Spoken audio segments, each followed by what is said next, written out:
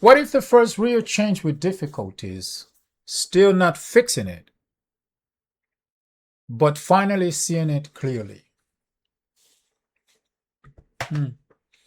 Awareness can create a turning point with difficulties being still. The pattern may still exist, but it no longer has to remain invisible. The change may begin with one pause before reacting, one honest conversation,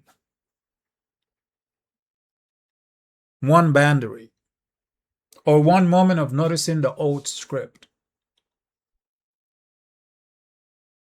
our old self. Across generations, changes often start the same way. A person recognizes a pattern and realizes that recognition creates at least one new choice. So it's a duality: up, down, left, right, black, white. So in this case, is reaction versus observation. I'd like you to ponder on that. What becomes possible when we can see difficulties being still without immediately becoming it?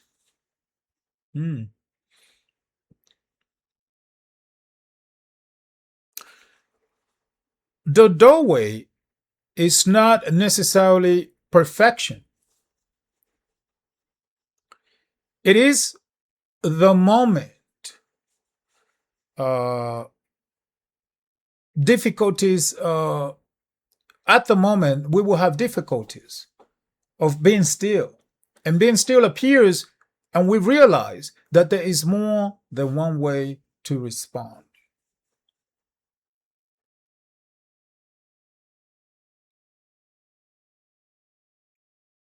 So,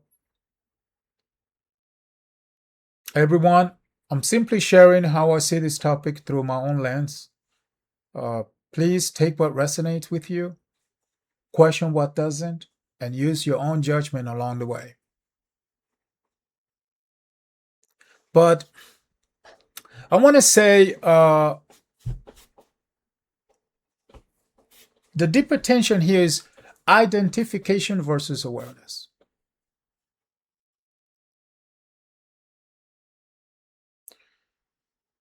Difficulties may still may still continue to appear,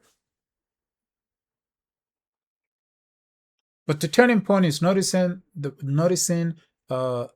pattern before it completely takes over.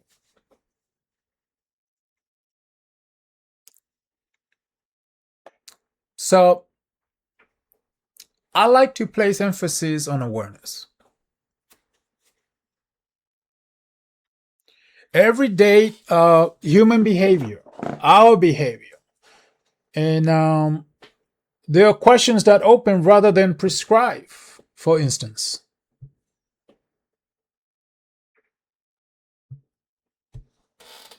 Because we are keen, or we are expert when we see each other's flaw. We always want to prescribe something, or there's something wrong with someone. It's not me. It's not you, it's someone else. Let's take a look at the different lenses. In Christianity, we want to take a look at Psalms 4, 6, 10. I'm paraphrasing. Here, be still. So in Psalm 46 appears in the middle of turmoil, in the middle of chaos, not in a peaceful vacuum. The larger context is instability, conflict, and fear. Be still.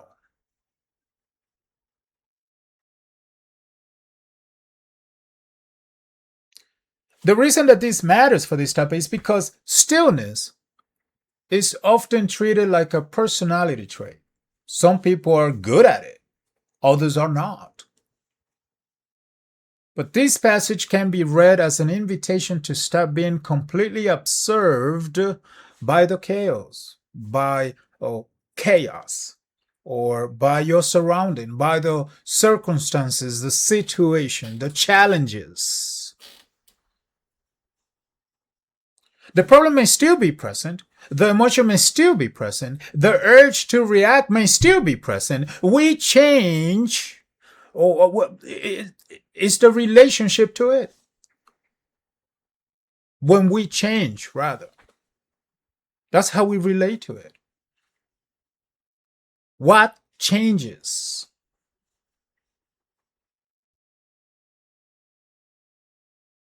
So, reaction versus observation. The pattern may still exist, but it no longer has to remain invisible. Now we are aware of it.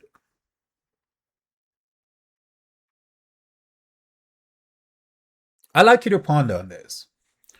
What if stillness does not begin when the noise disappears, but when we notice that we do not have to move at the same speed as the noise? How about that?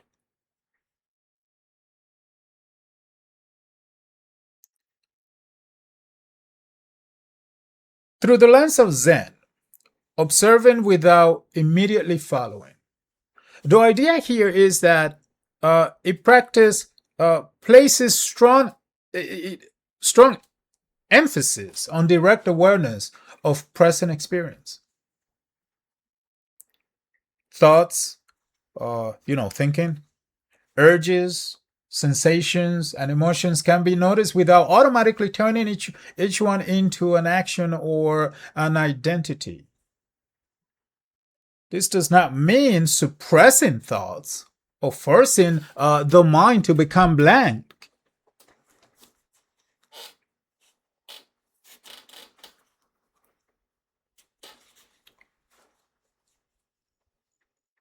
Sense gives a very natural lens here. What becomes possible when we can see difficulty being still without immediately becoming it? We could see difficulties, but do we have to become it? Our mind is like an airport. Do you want to land that plane on your airport?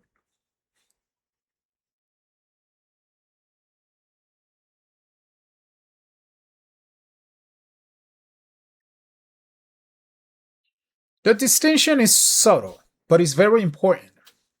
There's a difference between restlessness is here and I am restless, therefore I must do something. It's a bit of a difference here. That small space between noticing and reacting, it's exactly where your everyday sample lives. One pause, one boundary, one honest conversation, one moment of recognizing the old script, meaning your old self, the things you've learned from the beginning of time, through your DNA, through your parents, through your surrounding, through your experiences. Nothing has to be perfect first. Awareness itself introduces another possible response.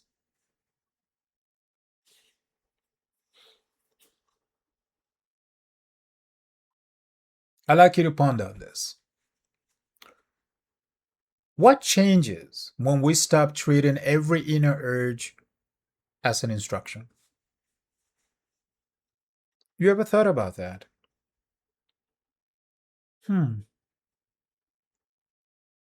Eckhart Tolle, through his lens, the observing presence. The idea is that work is the distinction between the content of consciousness, thoughts, emotions, reactions, and the awareness that notices them.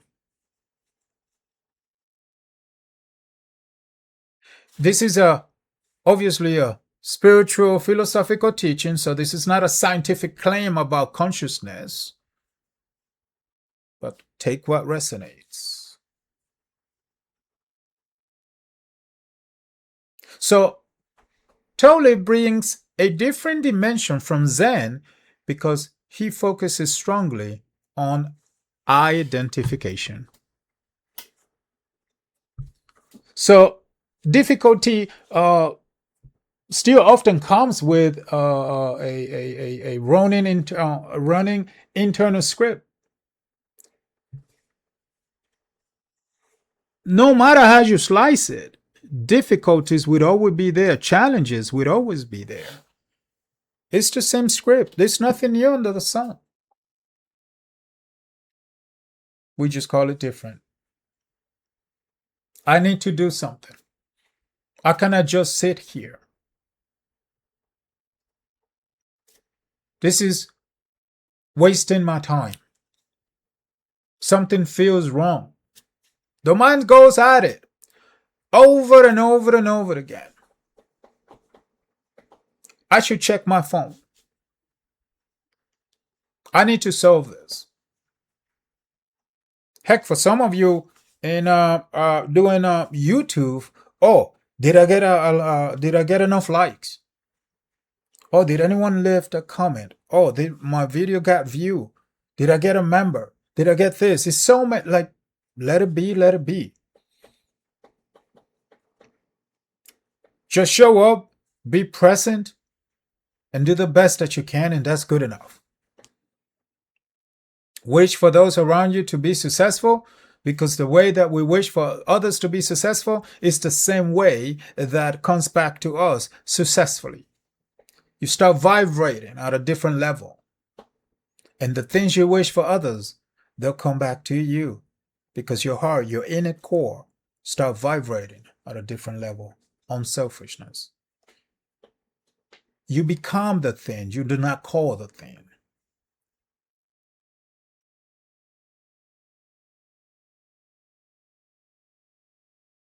So, the important shift here is not making those thoughts disappear. They're not going to disappear.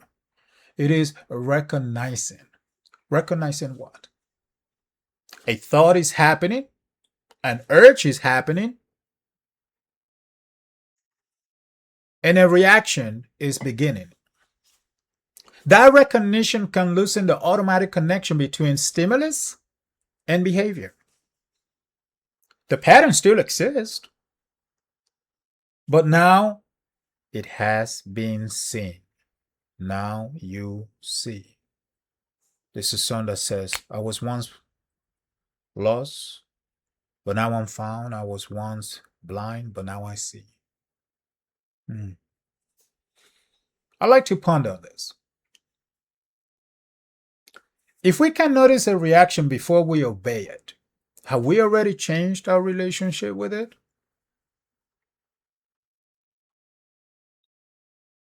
Let's take a look. Psalm 46:10 talks about stillness. Zen talks about observation. Eckhart Tolle talks about identification. So if you could see, this is about stillness, observation, choice. Psalms 46 suggests that stillness can exist even while difficulty remains. Stay calm. Pause. Notice. Choose. In Zen, it explores what happens when experience is observed without immediately following it. With Tolle, it asks whether we have to identify completely with every thought or reaction that appears. So together, they support our spiritual doorway without turning into, just calm down or meditate harder or whatever the case might be. The mind always wants to fix something, or is something needs to be done. So the real movement is the pattern appears, I see it, and another response becomes possible.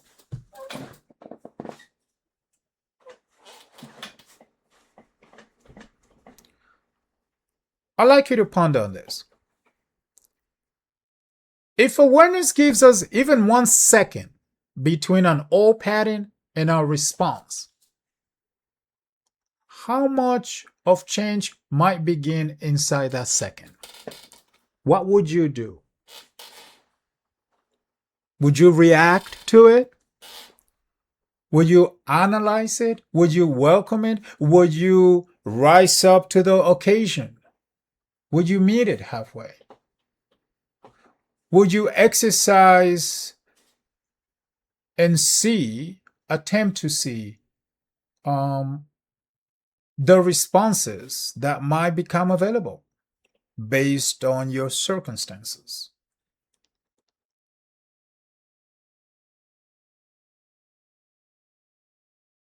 There's a lot of things that one can think, but the minute you think there's someone else or someone else's fault, somebody else's issue, you lost agency. You automatically lose agency. You automatically lose control. You automatically giving away your choices. You automatically give in to your primal state, for that matter.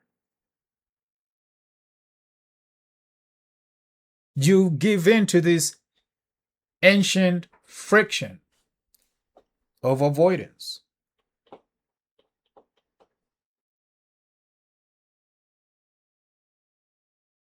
Sometimes the best thing to do is not react, but to stay still.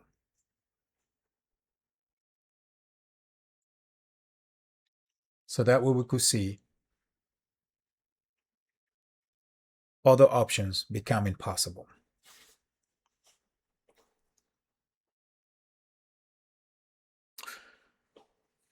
Perhaps stillness reveals what action keeps hidden.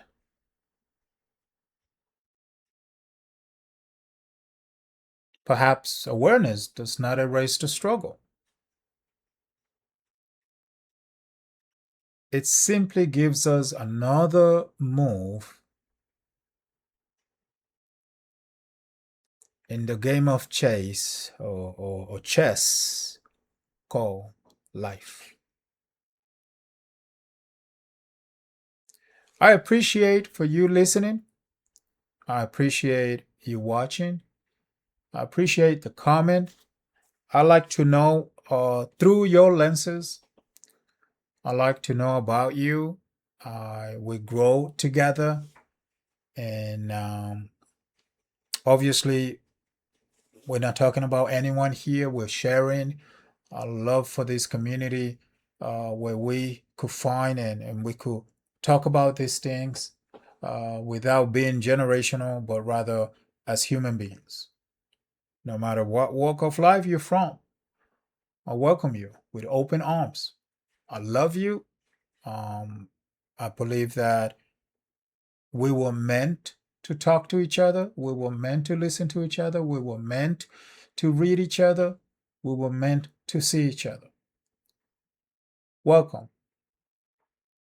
And I hope you have a wonderful rest of your day or evening.